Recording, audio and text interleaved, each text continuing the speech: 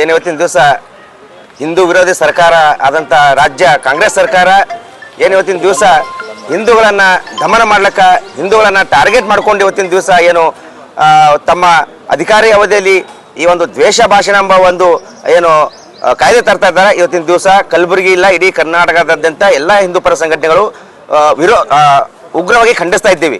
ಯಾಕಪ್ಪ ಅಂದ್ರೆ ಇವತ್ತಿನ ದಿವಸ ಕರ್ನಾಟಕದಲ್ಲಿ ಏನು ನಾವು ನಮ್ಮ ಧರ್ಮವನ್ನು ಉಳಿಸಕ ನಮ್ಮ ಒಂದು ದೇಶವನ್ನು ಉಳಿಸಕ ಯಾವುದೋ ಒಂದು ರೀತಿಯಿಂದ ಭಾಷಣಗಳು ಹಿರಿಯರು ಮಾಡ್ತಾನೆ ಇರ್ತಾರೆ.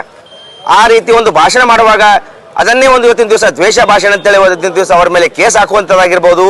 ಇವತ್ತಿನ ದಿವಸ ಅವರನ್ನು ಹಿಂದೂ ಏನು ಹೋರಾಟಗಾರರನ್ನ ಮೂಲೆ ಗುಂಪು ಮಾಡಬೇಕು, ಇವರನ್ನ ಯಾವುದೇ ರೀತಿಯಿಂದ ಧರ್ಮದ ಪರ ಕೆಲಸ ಮಾಡಬಾರ್ದು ಅಂತೇಳಿ ಇವತ್ತಿನ ದಿವಸ ಈ ಒಂದು ಕಾಯ್ದೆ ತರುವಂಥ ಕೆಲಸ ಮಾಡ್ತಾ ಇದ್ದಾರೆ.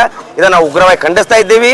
ಮುಂದಿನ ದಿನಗಳಲ್ಲಿ ಏನು ಇಡೀ ನಮ್ಮ ಕಲಬುರಗಿಯಲ್ಲಿರುವಂತಹ ಇವತ್ತಿನ ದಿವಸ ರಾಮ್ ಸೇನೆ ಆಗಿರ್ಬೋದು, ಶ್ರೀರಾಮ ಸೇನೆ ಆಗಿರ್ಬೋದು, ಹಾಗೂ ಹಿಂದೂ ಜಾಗೃತಿ ಸೇನೆ ಆಗಿರ್ಬೋದು, ಹಾಗೂ ವಿಶ್ವ ಹಿಂದೂ ಪರಿಷತ್ ಆಗಿರ್ಬೋದು, ಬಜರಂಗ್ ದಳ ಆಗಿರ್ಬೋದು, ಎಲ್ಲ ಸಂಘಟನೆಗಳ ಒಂದು ನೇತೃತ್ವದಲ್ಲಿ ಬೃಹತ್ ಪ್ರತಿಭಟನೆ ಮೂಲಕ ಒಂದು ರಾಜ್ಯಪಾಲರಿಗೆ ಮನವಿ ಸಲ್ಲಿಸುವಂಥ ಕೆಲಸ ಮಾಡ್ತೀವಿ. ತಕ್ಷಣ ರಾಜ್ಯ ಸರ್ಕಾರ ಎಚ್ಚೆತ್ತುಕೊಂಡು ಈ ಒಂದು ಕಾಯ್ದೆಯನ್ನ ಕೈ ಬಿಡಬೇಕು ಅಂತೇಳಿ ನಾವು ಆಗ್ರಹ ಮಾಡ್ತಾ ಇದ್ದೀವಿ.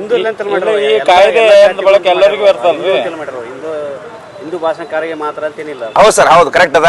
ಇವತ್ತಿನ ದಿವಸ ಟಾರ್ಗೆಟ್ ಮಾಡ್ತಾ ಇರೋದು ನಮ್ಮ ಹಿಂದೂಗಳ ಸಂಘಟನೆ, ಹಿಂದೂ ಸಂಘಟನೆಗೆ ಮೇನ್ ಇದು ಟಾರ್ಗೆಟ್ ಇರೋದು. ಫಸ್ಟ್ ಮಾತು ಹೇಳ್ಬೇಕಪ್ಪ ಅಂದ್ರೆ, ಯಾಕಂದ್ರೆ ಇವತ್ತಿನ ದಿವಸ ರಾಜ್ಯ ಸರ್ಕಾರ ಮಾಡುವಂತ ಕೆಲಸ ಸಾಕಷ್ಟಿವೆ. ಈ ಕಾಯ್ದೆ ತಂದು ಇಲ್ಲೇ ನಾವು ಕೋಮು ಗಲಭೆ ಸೃಷ್ಟಿ ಆಗ್ತಾ ಇಲ್ಲ. ಈ ಕರ್ನಾಟಕದಲ್ಲಿ ಅಂತದೇನು ದೊಡ್ಡ ಒಂದು ಇಶ್ಯೂ ಆಗ್ತಾ ಇಲ್ಲ ಈ ದ್ವೇಷ ಭಾಷಣದಿಂದ. ಈಗಾಗಲೇ ಭಾಷಣ ಯಾರು ಮಾಡ್ತಾರೆ ಅಂತವ್ರ ಮೇಲೆ ಪೊಲೀಸರು ಸುಮೋಟ ಕೇಸ್ ಹಾಕೊಂಡು ಸಾಕಷ್ಟು ಪ್ರಕರಣ ದಾಖಲೆ ಆಗ್ಯಾವ.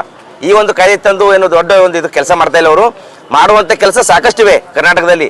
ಇವತ್ತಿನ ದಿವಸ ಗೋಹತ್ಯೆ ನಿಯಂತ್ರಣ ಕಾಯ್ದೆ ಜಾರಿಗೆದ್ರೂ ಕೂಡ ಕರ್ನಾಟಕದಲ್ಲಿ ಆ ಒಂದು ಗೋಹತ್ಯೆ ನಿಲ್ತಾ ಇಲ್ಲ. ಇವತ್ತಿನ ದಿವಸ ನಾವು ಕಣ್ಣಾರೆ ನಾವು ನೋಡ್ತಾ ಇದ್ದೀವಿ, ಎಲ್ಲರಿಗೂ ಗೊತ್ತಿದ್ದಂಥ ವಿಷಯ. ಇವತ್ತಿನ ದಿವಸ ಸಾವಿರಾರು ಇವತ್ತಿನ ದಿವಸ ಗೋಗಳನ್ನ ಕಲಬುರಗಿಯಲ್ಲೇ ಸಾವಿರಾರು ಗೋಗಳನ್ನ ಕಡಿದು ಅದರ ಮಾಂಸವನ್ನು ರಫ್ತು ಮಾಡುವಂತ ಕೆಲಸ ಮಾಡಕತ್ತಾರ.